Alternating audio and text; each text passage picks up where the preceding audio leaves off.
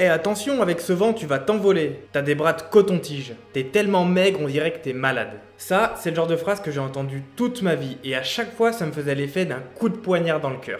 Et je pense que c'est également ton cas. Mais tu sais quoi, tu peux les remercier de ces enfoirés qui se sont foutus de toi pendant toutes ces années.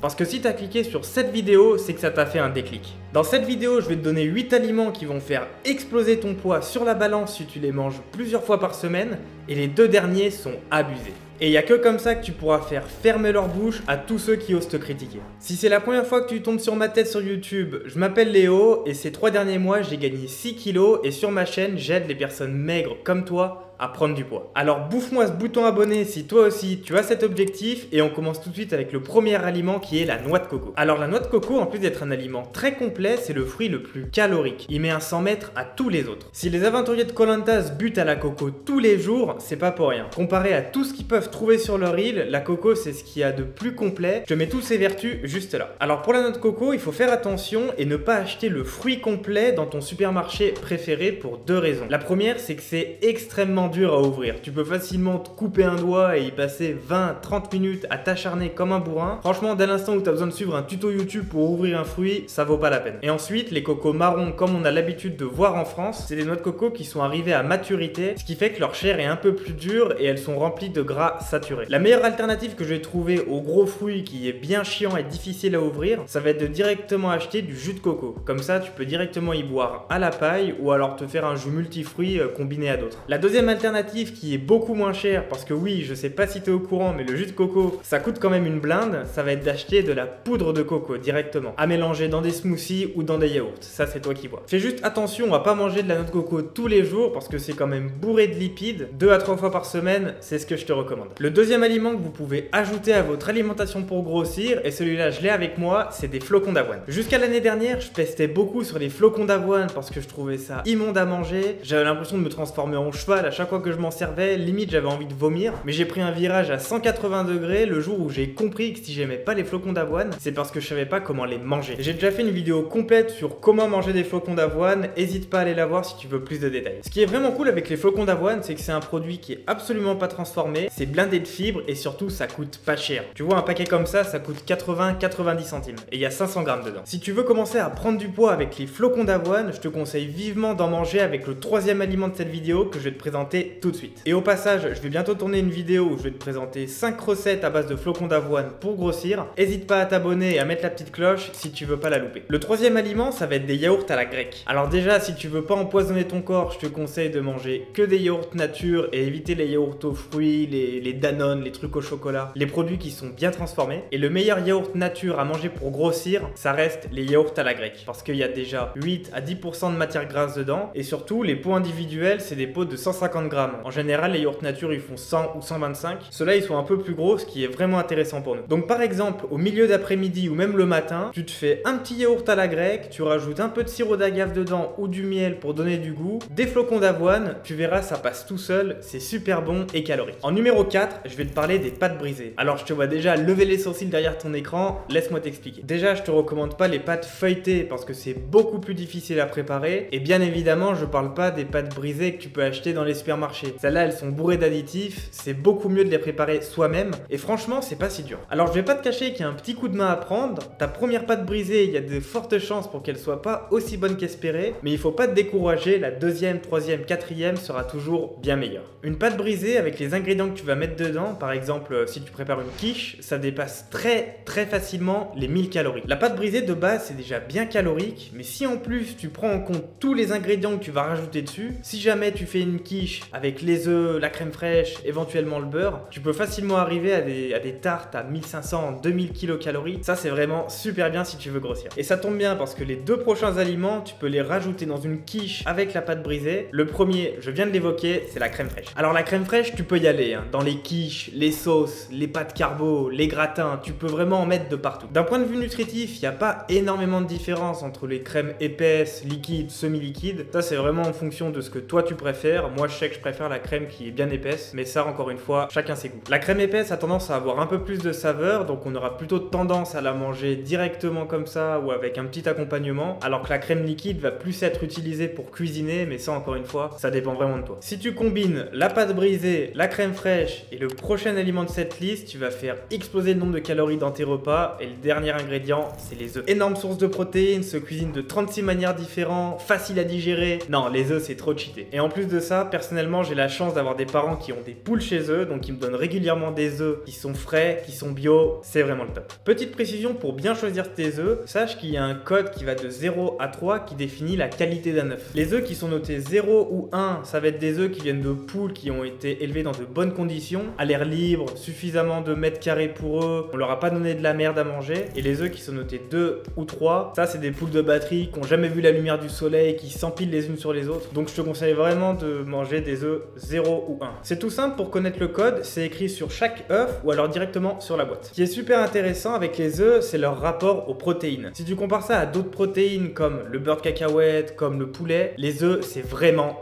pas cher. En plus de ça, les œufs ça déborde de vitamines, de minéraux et tu le sais très bien, c'est indispensable pour rester en bonne santé. Donc je te conseille vraiment de te faire une recette à base d'œufs 1 à 2 fois par semaine. Et enfin, 7e et dernier aliment de cette liste, je vais te parler d'une de mes sauces préférée qui est à la fois excellente et calorique, c'est la sauce pesto. Dis-toi que pour 100 g de pesto, t'as quasiment 500 kcal dedans. C'est énorme. Dis-toi en comparaison, le ketchup pour la même quantité, c'est 5 fois moins. Alors si jamais t'as pas le courage de préparer une sauce pesto maison, tu peux directement l'acheter en supermarché. Il faut juste que tu fasses attention à respecter une seule règle. C'est que la liste des ingrédients doit être le plus courte possible. Les marques qu'on retrouve le plus souvent au supermarché, comme Barilla, comme Panzani, ils auront tendance à rajouter beaucoup d'additifs et beaucoup d'autres saloperies dans leur sauce, donc il faut faire attention avec celle-ci et bien faire attention à la liste des ingrédients avant de les acheter. Encore une fois, plus la liste des ingrédients est courte, mieux c'est. Une bonne alternative par exemple, c'est la marque Naturalia. Eux, leur liste des ingrédients est assez courte et la recette qu'ils proposent dans leurs produits se rapproche vraiment du pesto classique originel. Après forcément, le prix est pas le même, fais ce que tu peux avec les moyens que tu as. Et ensuite ton pesto, tu peux le mettre dans des pâtes, la classique, tu peux le mettre dans des salades, même directement sur du pain, ça se mange très bien. Donc je te récapitule la liste, tu as la noix de coco, les flocons d'avoine, les yaourts à la grecque, les pâtes brisées, la crème fraîche, les œufs